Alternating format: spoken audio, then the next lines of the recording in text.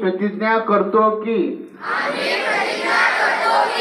आम्ही सर्वजण महाराष्ट्रातील प्रत्येक बालकास पायाभूत शिक्षण कौशल्ये आत्मसात करण्यास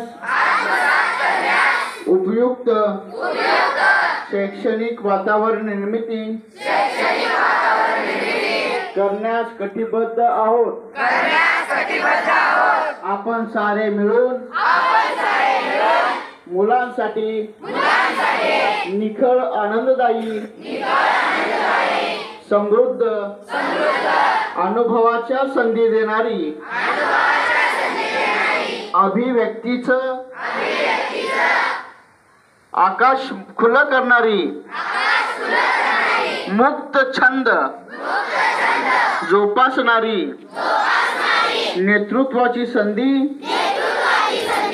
देणारी आणि आत्मसन्मान जपणारी शाळा निर्माण करूया। आपण सारे मिळून अशी शाळा आणि घर बनवूया जिथे बालके अर्थपूर्ण वाचन हेतुपूर्वक लेखन व गणिती व्यवहार प्रत्यक्ष जीवनात उतरवयातील आणि आयुष्यभर विद्यार्थी राहतील।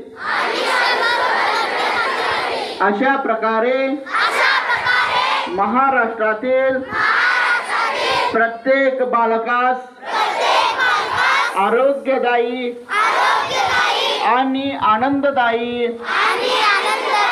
शिक्षण देऊया। निपुण बालक घडवण्याची आम्ही प्रतिज्ञा करीत आहोत। जय हिंद।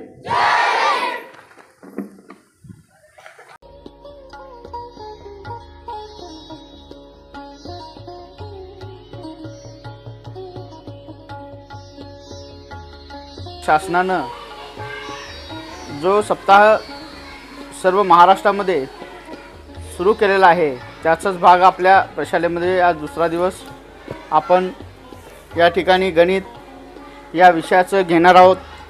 परिपाठ निपुण प्रतिज्ञा कोडी खेळ याची माहिती या ठिकाणी आपल्यासमोर सादर करणार आहेत। या गणित विषयाचे मोरे मॅडम व स्वामी सर या ठिकाणी आपलं प्रस्तावना या ठिकाणी सादर करणार आहे। हा आहे अपूर्णांकाचा जादुई बॉक्स। जसं तुम्ही याला बघितला तर तुम्हाला असं दिसेल की याला तुम्ही क्यूब किंवा घन असंही म्हणता।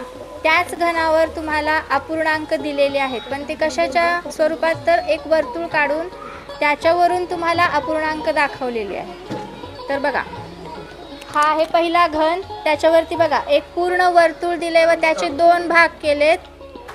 एक वर्तुळ दिले व त्याचे दोन भाग केलेत, त्या भागामध्ये एक भाग कलर केलाय। मग याच्यावरून तुम्ही सांगू शकता, काय सांगू शकाल सांगा पाहू, काय म्हणणार तुम्ही, कुठला अपूर्णांक येईल हा? अर्धा। अर्ध्याला कसं लिहितो आपण अपूर्णांकामध्ये? 1/2।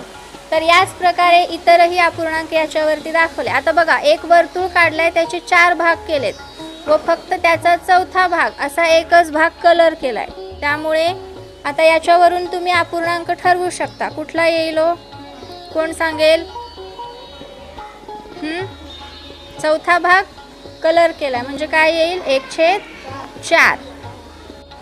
परिचय शास्त्रज्ञाचा श्रीनिवास रामानुजन अय्यंगार यांचा जन्म 22 डिसेंबर 1883 रोजी एरोड मद्रास म्हणजे आजचे कोलकाता येथे झाला व त्यांचा मृत्यू 26 एप्रिल 1920 मध्ये मद्रास येथे झाला। हे भारतीय गणित तज्ञ होते। रामानुजन यांनी सुरुवातीला स्वतःचे गणितीय संशोधन एकमेकांनी विकसित केले। त्यांनी आपल्या कामात अनुग्रह व्यावसायिक गणितज्ञांना रस घेण्याचा प्रयत्न केला। ते खूप अपरिचित होते आणि असामान्य मार्गाने सादर केले होते. आपले गणितीय कार्य अधिक चांगले प्रकारे समजू शकतील अशा गणितांच्या शोधात लागले. 1913 मध्ये इंग्लंडमधील केम्ब्रिज विद्यापीठामध्ये त्यांनी शिक्षण घेतले. त्यांना शुद्ध गणित जवळजवळ कोणतेही औपचारिक प्रशिक्षण मिळाले नसतानाही त्यांनी गणितीय विश्लेषण, संख्या सिद्धांत, अनंत मालिका आणि तसेच त्यांनी त्यांच्या काळातील न सुटलेल्या गणिताच्या समस्यावर देखील त्यांनी उत्तरे शोधली. नमस्कार, माझे नाव साक्षी अर्जुन शिंदे. मी तुम्हाला गणित उगमाबद्दल थोडी माहिती सांगणार आहे. भारताला गणिताचा संपन्न वारसा फार प्राचीन काळापासून लाभला आहे. प्राचीन काळात भारतात अतिशय प्रज्ञावान ऋषी होऊन गेले. जीवनाच्या सगळ्या अंगाचा या ऋषींनी विचार केला, वेद रचले आणि निसर्गाचं गूढ उकलण्याचा प्रयत्न त्यांनी गणित शोधलं. वेदकाळ हा भारतीय संस्कृतीचा सुवर्ण काळच होता. ज्योतिष आणि कल्प या 2 वेदांगामुळे भारतात गणिताची भरभराट झाली. या काळात सगळं ज्ञान मंत्राच्या रूपात होतं. वाटेल तेव्हा वाटेल तो मंत्र म्हटला जात नसे, तर योग्य वेळी आणि योग्य स्थळीच प्रत्येक मंत्र म्हटला जायचा. यज्ञ करण्यासाठी शुभ वेळा कशा काढायच्या, यज्ञाच्या वेदी कशा बांधायच्या याविषयी शास्त्र तयार केली. या काळात खगोलशास्त्र भरभराटीला आले होते. ग्रहांच्या गतीचा अभ्यास करण्यासाठी, त्यांचं वेगवेगळ्या वेळी असणारं स्थान वगैरे शोधण्यासाठी अपूर्णांकांची आणि त्रैलाक्षिकांची गरज होती. या कालमापनाची गरज होती. त्यामुळे प्राचीन भारतीय संस्कृतीत गणन पद्धतीप्रमाणेच गणित, त्याला इतरही संकल्पना शोधल्या गेल्या.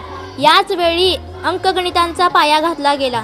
यजुर्वेदी बांधण्यासाठी, ज्या विषयी लागण्याच्या त्यांचा आकार ठरवण्यासाठी आणि वेदांच्या त्रिकोणी आणि चौकोनी आकार ठरवण्यासाठी भूमितीचा पाया घातला गेला आणि काटकोन, त्रिकोण, समभुज त्रिकोण आणि आयत यांचे गुणधर्म जाणून घेतले गेले. थँक्यू. गणितज्ञ भास्कराचार्य व इतर गणितज्ञ विषयक माहिती. आर्यभट, वहारमिहिर, ब्रह्मगुप्त यांच्यानंतर भारतीय गणिताची परंपरा अनेक गणितज्ञांनी पुढे नेली. यात महावीराचार्य इसवी सन 790 ते 850, दुसरा भास्कराचार्य इसवी सन 1114 ते 1185, माधव यानंतर माधव 14 व 15 इसवी सन शतक आणि निळकंठ 16 व 16वे शतक या गणितज्ञांनी भारतीय गणिताच्या प्रगती विशेषण कामगिरी केली. तर विद्यार्थी मित्रांनो, आजपर्यंत तुमच्या कंपासात तुम्ही बघितलेला आहे की अर्धा असलेला कोनमापक बघितलेला आहे, बरोबर आहे. परंतु कोनमापक 0 पासून 180 नसता, तो असतो 0 पासून 360 अंशापर्यंतचा, जो की तुम्ही तर बघत आहेत लक्षात. ठीक आहे, आतापर्यंत तुम्ही अर्धच बघितलेला आहे. तुमच्या कंपास पेटीमध्ये आहे तो कोनमापक, बरोबर आहे. तर आपल्याला कोणतंही कोन मोजत असेल तर हे उपयुक्त ठरणार आहे लक्षात. पूर्णपणे फिरल्यानंतर किती होणार आहे, 360 अंशाचा. तर बघा मुलांनो, ही घड्याळ आहे. काय आहे माहिती आहे घड्याळ? तर बघा, हे साहित्य आपल्याला गणितामध्ये कालमापन करण्यासाठी वापरलं जातं. तर बघा, 2 प्रकारे आपण कालमापन करू शकतो. पहिला असतं 12 ताशी कालमापन आणि दुसरा आहे 24 ताशी कालमापन. जसं की आता 12 वाजलेत, 12च्या पुढचा जो अंक आहे तो 12 ताशी कालमापनात आपण 1 म्हणतो.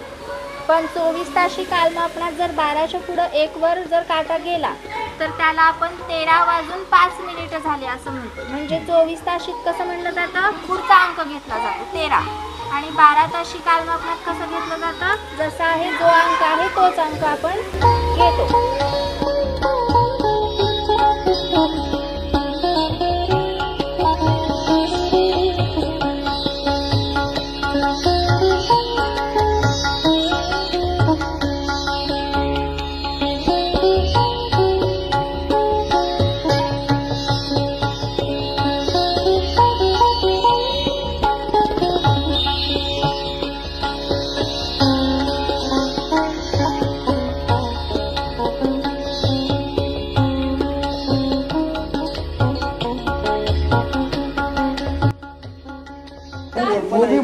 जमीन मोजण्यासाठी याचा वापर केला जातो. ठीक आहे, तुझं सुरुवातीपासून परत गोल फिरून येईपर्यंत 100 सेंटीमीटरचं अंतर आहे लक्षात. कितीचं अंतर आहे, 100 सेंटीमीटर. मग आता मोजायचं कसं, भूमी सुरुवातीला इथं बांध दिलेला आहे आणि इथं या पद्धतीने आपल्याला जमिनीवरती ठेवायचा, ठीक आहे. आणि तो बाण त्या सुरुवातीच्या पॉईंट पर्यंत असला पाहिजे. मग हळूहळू याला पुढं सरकवत जायचं, बरोबर आहे. आता इथून इथंपर्यंत अंतर किती सेंटीमीटरचं आहे जर बघायचं असेल तर किती अंतर आलेलं आहे, आपण 50 सेंटीमीटरचं अंतर आपण आले. लक्ष येतं विद्यार्थी मित्रांनो, व्यवस्थित बघा. आता मी स्टार्ट करतो परत एकदा. आता मला 100 सेंटीमीटरचं अंतर मोजायचं आहे, तर माझी किती फेरी पूर्ण व्हायला पाहिजे? एक पूर्ण फेरी व्हायला पाहिजे. लक्षात घ्या, बघू होते का. आता इथून जर स्टार्ट पॉईंट मी केलो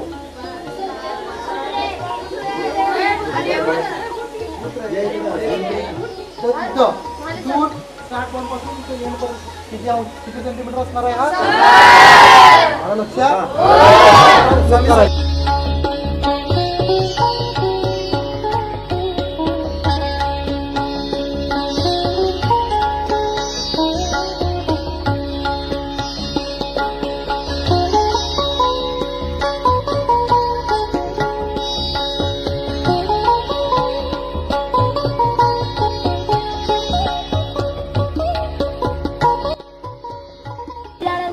क्षेत्रफळ किंवा तुम्हाला परिमिती काढायची असते.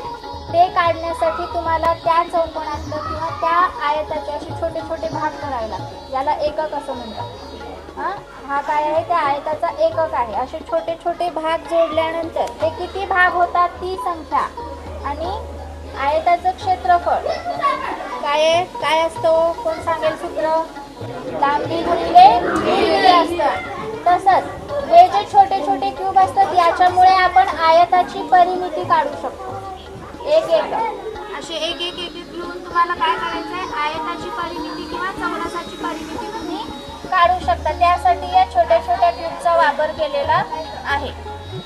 तर मला एक चौकोन तयार करायचा आहे, तर याची तुकडे जोडून तुम्हाला तो चौकोन तयार कसा होईल हे दाखवायचं. थोडक्यात याला काय म्हणलेलं आहे? टँग्राम. तर बघा कसं होतं.